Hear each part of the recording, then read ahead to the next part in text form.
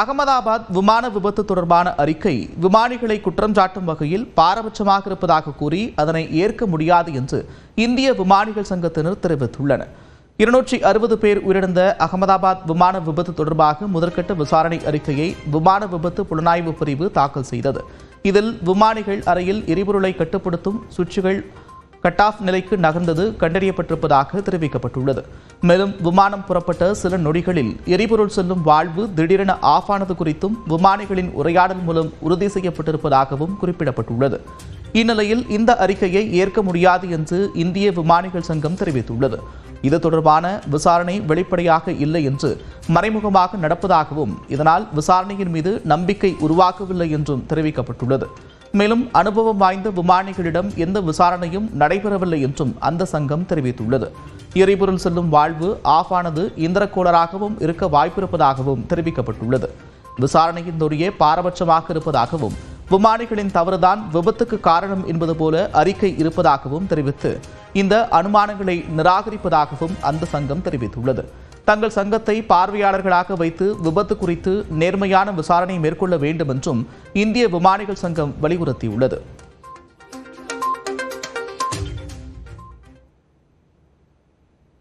தூத்துக்குடியில் டாஸ்மாக் பாரில் போதையில் ஏற்பட்ட தகராறில் மதுப்பிரியர்கள் பட்டாக்கத்தியுடன் ரகளையில் ஈடுபட்ட சம்பவத்தின் சிசிடிவி காட்சிகள் வெளியாகி பரபரப்பை ஏற்படுத்தியுள்ளது.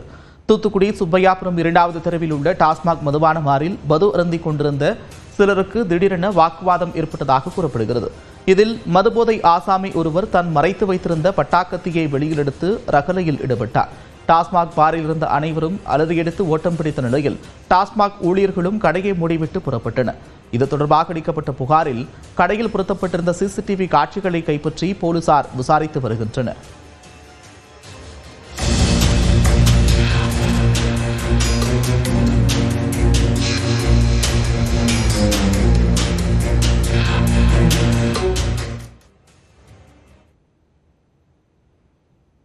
திருமலா பால் நிறுவன மேலாளர் தற்கொலை செய்து கொண்டிருப்பது முதற்கட்ட விசாரணையில் தெரிய வந்திருப்பதாக சென்னை பெருநகர காவல் ஆணையர் அருண் விளக்கம் அளித்திருக்கிறார். திருமலா பால் நிறுவனத்தில் கருவூல மேலாளராக பணியாற்றி வந்த ஆந்திராவைச் சேர்ந்த நவீன் என்பவர் சுமார் 40 கோடி ரூபாய் முறைகேடு செய்ததாக புகார் எழுந்தது. இது தொடர்பாக பால் நிறுவனத்தின் அதிகாரிகள் கடந்த 24ஆம் தேதி கொளத்தூர் துணை ஆணையர் பாண்டிராஜனிடம் புகார் அளித்தனர். அதன் அடிப்படையில் வழக்கு பதிவு செய்யாமலேயே நவீனிடம் கொளத்தூர் துணை ஆணையர் விசாரித்ததாக கூறப்படுகிறது. இதனைத் தொடர்ந்து கடந்த 9ஆம் தேதி கைகள் கட்டப்பட்ட நிலையில் நவீன் தூக்கில் தொங்கியவாறு சடலமாக கண்டெடுக்கப்பட்டார். இந்நிலையில் இவ்வழக்கு தொடர்பாக விளக்கமளித்த சென்னை காவல் ஆணையர் அருண், திருமலா பால் நிறுவன மேலாளர் தற்கொலை செய்து கொண்டிருப்பதாக முதற்கட்ட விசாரணையில் தெரியவந்துள்ளது என்று கூறியிருக்கிறார். இதுவரைக்கும் நடந்த விசாரணையில் அது சயின்டிஃபிக்காக அறிவியல் பூர்வமாக பார்க்கும்பொழுது அது சூசைட் மாதிரி தான் தெரியுது. அதை நாங்கள் விசாரிச்சுட்டு இருக்கிறோம்.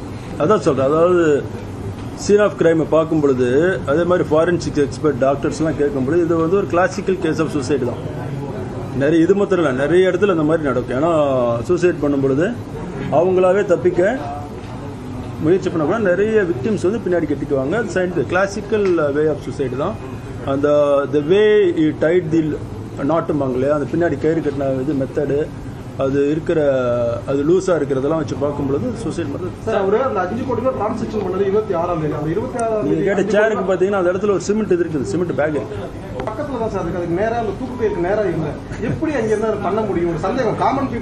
அவங்களை கொண்டு போய் சீன்ல கூட்டு போய் உங்களுக்கு எக்ஸ்பிளைன் பண்ண சார். தொடர்ந்து பேசிய அவர் 1 கோடி ரூபாய்க்கு மேலான தொகை கொண்ட வழக்குகளை மத்திய குற்றப்பிரிவுதான் விசாரிக்க வேண்டும் என்றும் விதியை மீறியதால் துணை ஆணையர் பாண்டியராஜன் மீது துறை ரீதியிலான நடவடிக்கை மேற்கொண்டிருப்பதாகவும் தெரிவித்தார். பெட்டிஷன்லேயே 40 கோடின்னு போட்டிருந்ததுனால அது சிசிபியில் ஆல்ரெடி கம்ப்ளைண்ட் கொடுத்திருந்தது. அதை மீறி டிசி விசாரிச்சிருக்க கூடாது. அவர் விசாரிச்சது தான் அது துறைபூர்வமான தவறு. அதுக்காக தான் அவர் மேல விசாரணை பண்ணி அவர் அந்த தவறை பண்ணி இருக்கிறதுனால துறை ரீதியாக நடவடிக்கை எடுக்கும். நவீனிடம் துணை ஆணையர் பாண்டியராஜன் விசாரித்ததாக தெரியவில்லை என்று கூறிய அருண், புகார் அளித்தவர்களிடம் ஆரம்பகட்ட விசாரணை நடந்திருப்பதாக குறிப்பிட்டார். மேலும் மத்திய குற்றப்பிரிவை பொறுத்தவரை முதற்கட்ட விசாரணைகளை முடித்த பிறகே வழக்கு பதிவு செய்வார்கள் என்றும் ஆணையர் அருண் விளக்கம் அளித்தார். தொடர்ந்து எக்ஸ்பிரஸ் 18 செய்திகளை பார்க்கலாம்.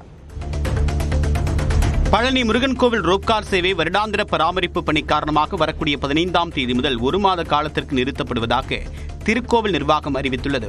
பழனி முருகன் கோவில் ரோப்கார் சேவை பராமரிப்பு பணிகளுக்காக மாதத்திற்கு 1 நாளும் ஆண்டிற்கு 1 மாதமும் நிறுத்தி வைக்கப்படுவது வழக்கம். அதன்படி வருடாந்திர பராமரிப்பு பணிக்காக வரக்கூடிய 15ஆம் தேதி முதல் அடுத்த 31 நாட்களுக்கு நிறுத்தி வைக்கப்பட உள்ளதாக கோவில் நிர்வாகம் அறிவித்துள்ளது. திருவள்ளூர் மாவட்டம் திருத்தணி அருகே பெண்ணை காதலித்து 1 லட்சம் ரூபாய் பெற்று மோசடி செய்த புகாரில் காதலன் கைது செய்யப்பட்டார். தெக்கலூரைச் சேர்ந்த இன்பராஜ் என்பவர் ஆர்கேபேட்டையைச் சேர்ந்த பெண் ஒருவரை காதலித்து வந்த நிலையில் அவரிடம் 1 லட்சம் ரூபாய் பெற்றார். இந்நிலையில் இன்பராஜ் வேறொரு பெண்ணை திருமணம் செய்ததால் பாதிக்கப்பட்ட பெண் திருத்தணி மகளிர் காவல் நிலையத்தில் புகார் அளித்தார். விசாரணை நடத்திய காவலர்கள் இன்பராஜை மோசடி வழக்கில் கைது செய்தனர். கடலூர் மாவட்டம் சிதம்பரம் அருகே பள்ளிவாசலை நிர்வகிப்பது தொடர்பாக இரு தரப்பினர் மோதிக்கொண்ட சம்பவம் பரபரப்பை ஏற்படுத்தியது. லால்கான் தெருவில் நவாப் அப்துல் நபிகான் மஸ்ஜித் வக்ஃப் பள்ளிவாசல் உள்ளது. வக்ஃப் வாரியத்தின் கட்டுப்பாட்டில் உள்ள இந்த பள்ளிவாசலில் முத்தவள்ளியாக அப்துல் வகாப் என்பவர் பணியாற்றி வருகிறார். இந்நிலையில் பள்ளிவாசலுக்கு வந்து ஒரு தரப்பினர் புதிதாக முத்தவள்ளியாக தாங்கள் நியமிக்கப்பட்டிருப்பதாகவும் வக்ஃப் வாரியத்தில் அதற்கான உத்தரவை பெற்றிருப்பதாகவும் கூறியுள்ளனர். இதனால் இரு தரப்பினரிடையே வாக்குவாதம் ஏற்பட்டு தள்ளுமுள்ளு ஏற்பட்டது. திருவண்ணாமலை அண்ணாமலையார் கோவில் கொடிமரம் அருகே உள்ள உண்டியலில் 5000 ரூபாய் திருடியவர் கைது செய்யப்பட்டார். அண்ணாமலையார் கோயில் வளாகத்தில் 30க்கும் மேற்பட்ட உண்டியல்கள் வைக்கப்பட்டுள்ளன. கொடிமரம் அருகேயுள்ள உண்டியலில் திருவாரூரைச் சேர்ந்த சபரிநாதன் என்பவர் 10 ரூபாய் காணிக்கை போடுவது போல உண்டியலில் இருந்து சிறிது சிறிதாக 5000 ரூபாய் பணத்தை திருடினார். இதனை கண்ட கோயில் ஊழியர்கள் சபரிநாதனை கையும் களவுமாக பிடித்து மாநகர காவல்துறையினரிடம் ஒப்படைத்தனர். இதனையடுத்து அவர் கைது செய்யப்பட்டு சிறையில் அடைக்கப்பட்டார். நாகை மாவட்டம் திருமருகல் அருகே வாய்க்காலில் தவறி விழுந்து கூலி தொழிலாளி உயிரிழந்த சம்பவம் சோகத்தை ஏற்படுத்தியுள்ளது. வாளாமங்கலம் தெற்கு தெருவைச் சேர்ந்த ராஜீவ்காந்தி என்பவர் வயல் வேலைக்கு சென்று வெகுநேரமாகியும் வீடு திரும்பாததால் சந்தேகமடைந்த உறவினர்கள் அவரை தேடினர். அப்போது கிளிவாய்க்காலில் ராஜீவ்காந்தி மயங்கி கிடந்ததை பார்த்த உறவினர்கள் அவரை மீட்டு திருமருகல் அரசு ஆரம்ப சுகாதார நிலையத்தில் அனுமதித்தனர். அங்கு அவரை பரிசோதித்த மருத்துவர்கள் அவர் ஏற்கனவே இறந்துவிட்டதாக தெரிவித்தனர். இச்சம்பவம் குறித்து திட்டச்சேரி காவல் நிலையத்தினர் விசாரணை நடத்தி வருகின்றனர். நெல்லை மாவட்டம் பாளையங்கோட்டை அருகே மதுபோதையில் சண்டையிட்ட மகனை கோடாரியால் தாக்கி கொலை செய்த தந்தை கைது செய்யப்பட்டார். கக்கன் நகரைச் சேர்ந்த செல்லப்பா என்பவரின் 2 மகன்களான இசக்கி முத்துவும் மகாராஜனும் மதுபோதையில் ஒருவரை ஒருவர் தாக்கிக் கொண்டனர். இதனை கண்ட செல்லப்பா கோடாரியால் இளைய மகன் மகாராஜனை தாக்கியதில் அவர் உயிரிழந்தார். இதையடுத்து செல்லப்பா மற்றும் அவரது மூத்த மகன் இசக்கி முத்துவை பாளையங்கோட்டை காவல் நிலையத்தினர் கைது செய்து விசாரணை நடத்தி வருகின்றனர். திருவள்ளூர் மாவட்டம் குப்பம்மா சத்திரம் அருகே இருசக்கர வாகனமும் காரும் நேருக்கு நேர் மோதிய விபத்தில் தந்தை உயிரிழந்த நிலையில் மகன் லேசான காயங்களுடன் உயிர் தப்பினார். குப்பம்மா சத்திரம் அருகே திருத்தணி நோக்கி சென்ற காரும் எதிரே திருவள்ளூர் நோக்கி வந்த இருசக்கர வாகனமும் நேருக்கு நேர் மோதிக்கொண்டன. இதில் இருசக்கர வாகனத்தை ஓட்டி வந்த பலராமன் சம்பவ இடத்திலேயே உயிரிழந்தார்.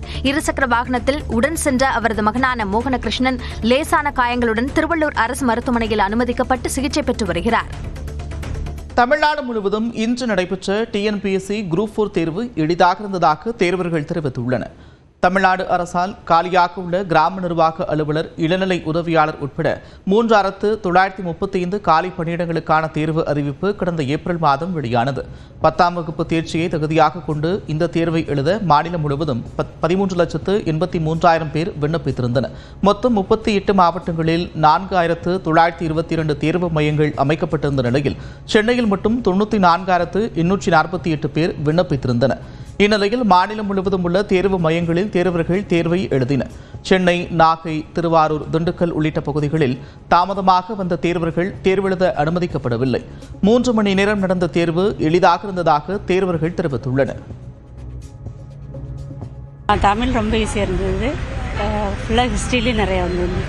எக்ஸாம் ஈஸியாக தான் இருந்துச்சு. தமிழ் எல்லாமே ஈஸியாக இருந்துச்சு. எல்லாமே ஈஸியாக தான் இருந்துச்சு. இன்றைக்கி எழுதின டிஎன்பிஎஸ்சி கொஸ்டின் ரொம்ப தரமாக இருந்தது.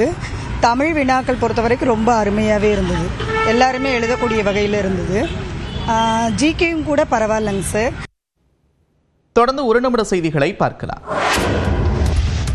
அகமதாபாத் விமான விபத்து விவகாரத்தில் தற்போது எந்த முடிவுக்கும் வர முடியாது என்றும் இறுதிக்கட்ட விசாரணை அறிக்கைக்காக காத்திருப்பதாகவும் மத்திய விமான போக்குவரத்து துறை அமைச்சர் ராம்மோகன் நாயுடு தெரிவித்துள்ளார்.